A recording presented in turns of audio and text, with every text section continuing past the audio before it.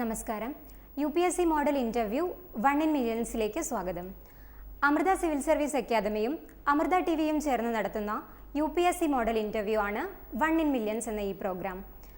UPSC mains exam കഴിഞ്ഞ് ഇൻ്റർവ്യൂവിലേക്ക് select ചെയ്യപ്പെട്ട candidates ആണ് ഈ പ്രോഗ്രാമിൽ പങ്കെടുക്കുന്നത്. തികച്ചും വ്യത്യസ്തമായ ഈ പ്രോഗ്രാമിലെ പാനൽ മെമ്പേഴ്സ് ഇവരൊക്കെയാണ്. Shri Vinay Shankar IAS, former secretary to the government of India, retired IAS officer, Madhya Pradesh cadre. Sri Vishnu Prakash IFS, foreign affairs analyst and former High Commissioner of India to Canada. Sri KS Rajendra Kumar IAS, former additional chief secretary and former chairman of West Bengal Staff Selection Commission. Sri Prashant Nair IAS, MD, Kerala Shipping and Inland Navigation Corporation and Irrigation Infrastructure Development Corporation. Dr. Arun B. Nair, Associate Professor, Department of Psychiatry, Government Medical College, Thiruvananthapuram.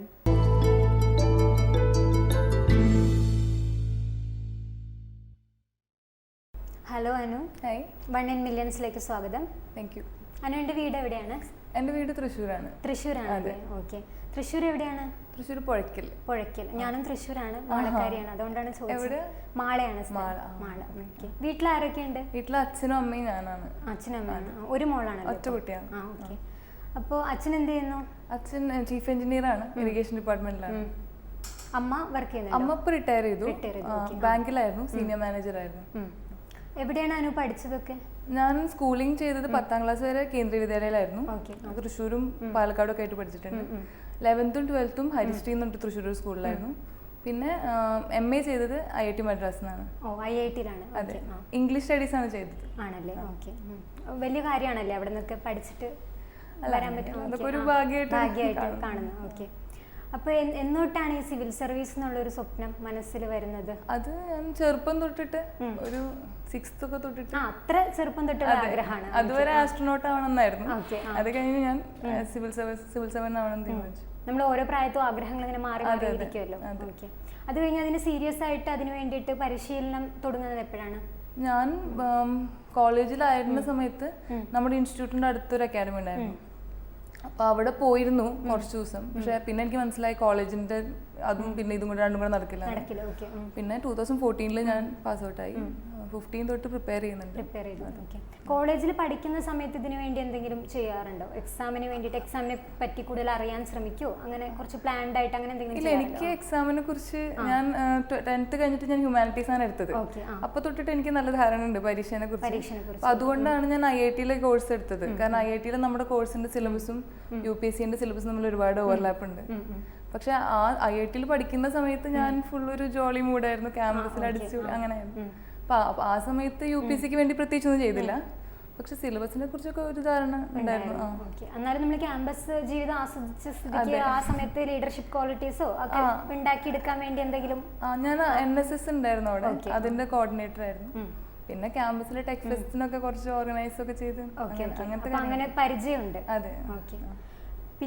പിന്നെയാണ് ഇത് serious ആയിട്ട് prepare ചെയ്യുന്നത്. ഇതിപ്പോ എത്രാമത്തെ attempt ആണ്? ഇതിന്റെ 5ാമത്തെ attempt ആണ്. ഇപ്പൊ ഇന്റർവ്യൂവിന് കയറുന്നതിന് മുമ്പ് ടെൻഷൻ ഉണ്ടോ? മോക്ക് ഇന്റർവ്യൂ ആണ് ഇനിയിപ്പോ. ഇന്നത്തെ ചെറിയ ടെൻഷൻ ഉണ്ട് സ്വാഭാവികമായിട്ടും. മുമ്പ് മോക്ക് കൊടുത്തിട്ടുണ്ടോ? മോക്കൊക്കെ കൊടുത്തിട്ടുണ്ട്. ഓക്കെ. എന്തായാലും ടെൻഷൻ ഒന്നും അടിക്കണ്ട, നല്ല രീതിയിൽ തന്നെ പെർഫോം ചെയ്യാൻ സാധിക്കട്ടെ. എല്ലാവിധ ആശംസകളും. Thank you.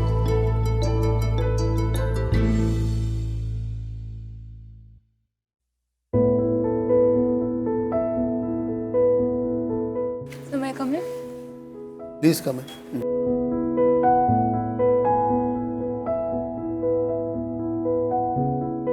Miss Anu Joshi? Yes, sir. Please briefly introduce yourself. So my name is Anu. I come from Thrissur district, which is the cultural capital of Kerala. I've done my masters in English studies from IIT Madras. I enjoy writing poems. I have published 3 books, anthologies. I also like following memes on social media, sir. Okay. Have you been working besides, apart from writing poetry? Sir, I teach at an institute, sir, for civil services only. You teach in the institute? Yeah, I work as a mentor. So, have you appeared for the civil services so far? Yes, sir. Once. I have appeared 5 times. I have been to interview once. I see that you have not opted for the police. Yes, sir. I've kept it as my fourth option, sir.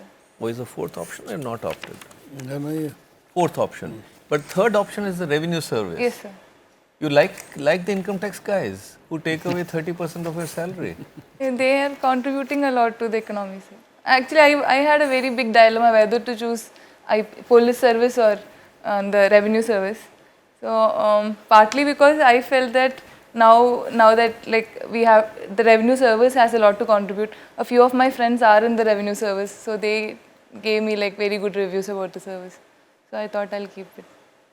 All right. You have authored 3 books. Yes, Which sir. is the book that you are very proud? I mean, they are your babies, so you're proud of every book. But which is the most book that gave you the most satisfaction? If I'm talking about the quality of the writing, then it will be my obviously the third book. But I'm happiest In what about way? the first. What way the quality?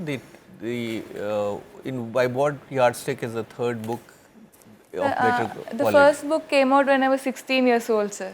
So that time, I didn't know those poems could have been little more Sure. mature. How could a 16-year-old have more mature poems than a 26-year-old? It's natural. So now that maturity has increased, so. Obviously. But I'm more proud about my first book, sir. Mm-hmm. It was not easy to get it published, but. I managed. And do you remember a paragraph from one of your poems of when the first book? Yes, sir. Any Yes. para? Yes. I had written a poem called "Spare Me, Please, Mother" in my first book. Spare me, please. Spare me, please, mother. Mother. It's about female infanticide, sir. So it's about a daughter who's in the womb asking the mother to spare her and let her be born. Let's hear that, if you remember. I remember the first few lines. Whatever you remember. Spare me, please, mother. Let me see this beautiful world for once. Let me see the smile on your lips, the flowers, the birds. Let me play with my brother. Why did you send my sister back? And then it goes like so. In the second part of the poem, the girl is asking the mother why her sister was sent back and her brother was allowed to be born, and begging the mother to let her also be born. So at the age of 16, you were so conscious of this social evil. Yes, actually, Frontline used to come in my home that time, and I think couple of months before I wrote this poem, there was an extensive article in Frontline about female infanticide, and they gave us stats that more girl children are killed in India than the number of Jews killed by Hitler. So at that time, it was a big, it made a big impact on me, sir. What can be done? I mean, Kerala is a great state. God bless Kerala that, they do what is the right thing, but I'm a North Indian and there are certain North Indian states which are creating havoc. Yes. So what can be done realistically in these patriarchal societies, realistically, where there is this inexplicable preference for boys? Or for example, Punjab, Haryana, which are the two states which are quite bad in terms of the parity. What can they do? Sir, firstly, I think we should understand, in different regions there are different reasons why I think female infanticide happens. For example, in Punjab and Haryana, land is very important because these are green revolution area, they need large tracts of land. So one of the reasons girls are killed there is because they feel that if they have daughters, they will have to, the land will be fragmented. And if you take other states like Bihar or UP, these are states with a lot of poor people. So there they have very limited resources at their hand. So they are poor people. So whatever little resources they have, they give it to the boys. Even in Kerala, we have a situation of declining child sex ratio. So as a solution for this, I think we should have take steps for behavioral change and attitudinal change, and also take. How can you bring about a change in a hurry in a civilizational society? It will take a long time, sir. So one good step that I saw recently, I read this news about a woman priest initiating marriages. And a woman, in Kerala itself, daughters were allowed to light the pyres. So slowly we can bring these change. It will definitely take a big time, but we can do. And also with government programs like Beti Bachao, Beti Padhao, and I myself has received the Indira Gandhi single girl child scholarship. So I didn't have to pay fees during my MA years. I was given a stipend. So like that through But you don't need a stipend. You come from a very good, rich family. Yes, sir. I mean not No, so but rich. compliments for getting the stipend. Yeah. Okay, you mentioned about declining child sex ratio in Kerala. Yes. Is it actually a case of female infanticide or sex selection of any kind, or is it improved survival rate of the boy? What is your understanding about it? The survival rate of the boy is definitely one factor, because boys have more propensity to be born. But it could also be because we are moving towards nuclear families. And when you want only one child, there is a tendency for that child to be a boy. So these both could be the reasons. But okay, you studied in a school called Harishri Vidyanidhi. Yes, sir. What is the motto of that school? Let the peel of all religions be, let the peel of harmony be the appeal of all religions. That is the motto. Great. What's the motto of IIT Madras? Siddhir Bhavati Karmaja. Success through action. Success through action. See, IIT is known for engineering. Yes. Now, IIT Madras, it has taken a different path. They have invested a lot in social science. What is the reason? Sir, actually in all the IITs there is a Department of Humanities. Just that IIT Madras has chosen to give this integrated MA studies degree in English and developmental studies. The reason, I think, I don't know why they have decided to give degree as such, but it might be to highlight the importance of humanities subject also while we take a technology degree. Like even though you are an engineer, you have to be aware of social issues. And in my department, it's not only us, BTech students are also allowed to take courses and electives. So maybe to give a holistic education.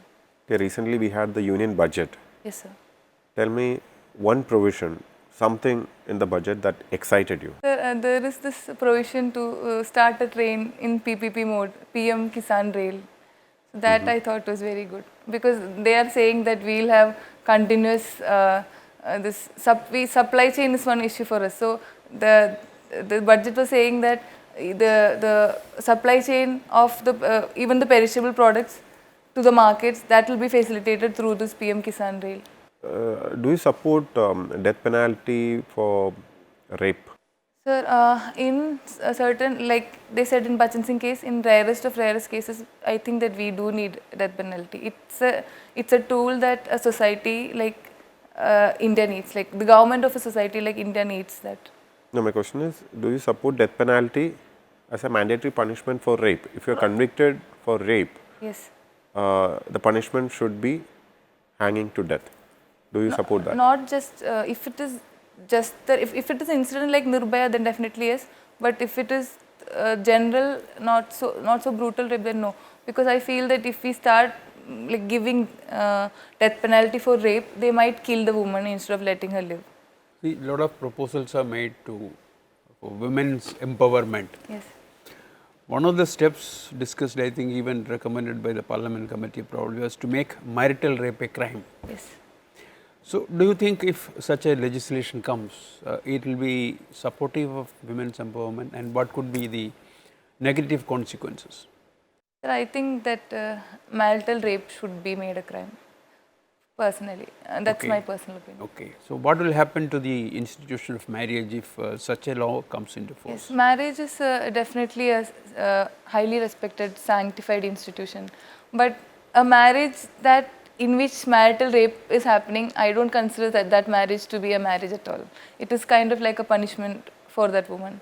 But the issue with the marital rape is there are provisions of, I have considered the possibility that this could be misused, because it is again a very intimate space. It's not always possible for us to intrude into that space.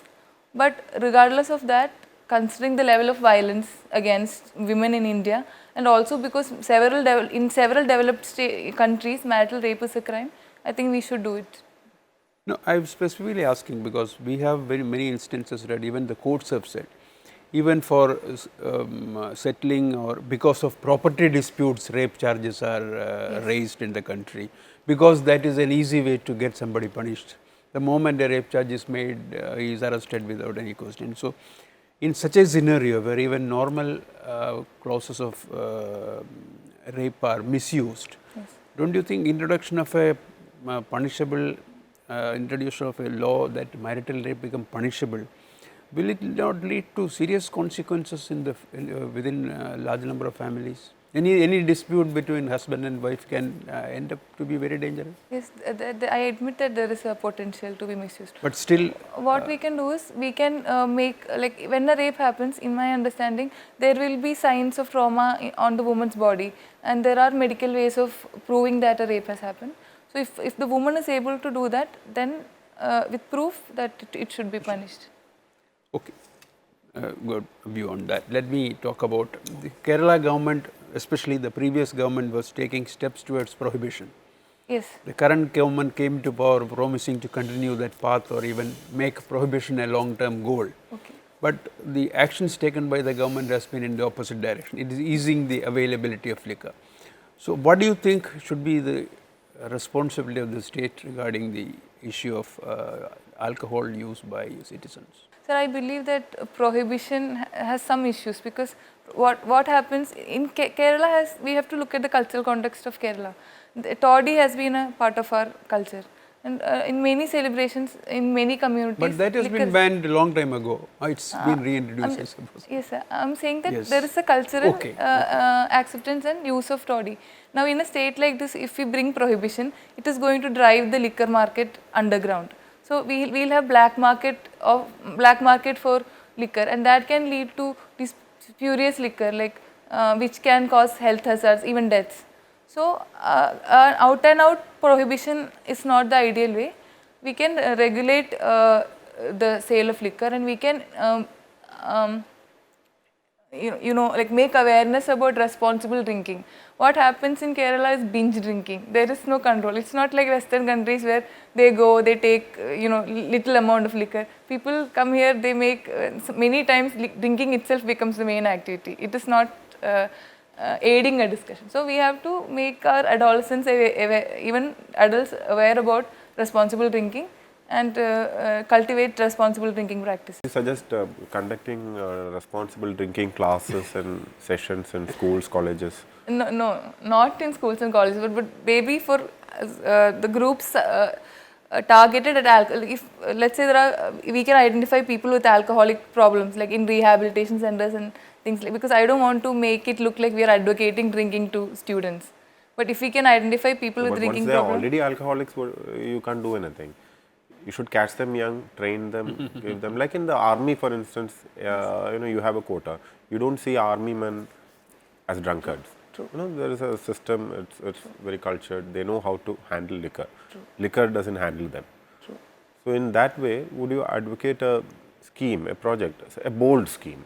Okay. Wherein why not adults, all the college-going adults, perhaps, not the kids. So sir, if they are, let's say, if you are planning such a program, the first part of that program should be about how liquor is harmful for health and how liquor that's understood. Destroys families. I'm speaking about conducting a scheme where they are given a particular amount of liquor, and we ensure that they train, and the intake of liquor, the pace, the speed should be of such and such kind, like within 1 hour only this much should be consumed, so that that binge drinking, as you mentioned, that doesn't happen. You spoke very well about that responsible drinking. So when we are speaking of translating into a practical solution, what is your idea? Sir, this is a good idea, but the issue with this is that people who may not be drinking at all, we might be, unknowingly teaching them to drink. So I don't want that to happen. It can be an elective course. Sir, that part is problematic. I don't want to teach people who don't. How will you teach responsible drinking? You said you want responsible drinking. Yes. How will you teach responsible drinking without conducting a course, or you have to tell? Yes. You can't shy. This is like sex education. You can't shy away from that. You have to teach, isn't it? True. That's so a course. How would you design the course? Sir, I think we can ask, like, at least at the college level, we can have open discussion with students who are drinking, and then we can like maybe target that group. No, but they would have already got into bad styles of drinking. Shouldn't we teach them beforehand? Sir, I think a curative approach would be better, because if we try to prevent it and then they start drinking, then Okay. What is your definition of responsible drinking, or what is your concept of responsible drinking? Sir, responsible drinking is keeping is the liquor shouldn't be drinking us. We should be drinking the liquor. Is there any internationally accepted medical definition for that? That I don't know, sir. Yeah, there is something. There is a study called Framingham Heart Study, which showed that there is up to 21 units of alcohol per week in males and up to 14 units in females is beneficial for the heart. Forget about that. Thank you, sir. So your optional subject was? Sociology, sir. Sociology. And recently in your institution of IIT Chennai itself, there was a suicide of a girl from Kerala, which led to a lot of controversies and lot of blaming behind, of who was responsible for that. Certain teachers were alleged to have harassed that girl. So how do you conceptualize suicide among students? Not this incident alone. It is happening all over India in various campuses. What could be the reasons behind that? Sir, I think there are several reasons for that. Firstly, many times colleges, when students are leaving their family and staying for the first time. In institutes like IIT, there are chances that there is a culture shock, because there are students coming from metros, there are students coming from rural areas. They speak different languages. So there is a chance that these students who are staying away from home for the first time face isolation. Another issue, especially in Premier Institute, is that before we come to that institute, we might have been, the best students of our school. But in Premier Institute, everybody is the best student. So the competition is very high, stress level is very high, your expectations are very high. Coupled with this, there is the lack of any mental health support in these institutes. There are like professional counselors or psychologists, their services are not available there. So these are reasons, and there might be some cases of bias or prejudicial treatment also. But I think these are the primary reasons, and I think we should have systems like the buddy system. We should have a professional counselor available to help the students in the institute. These are some ways we can counter it, sir.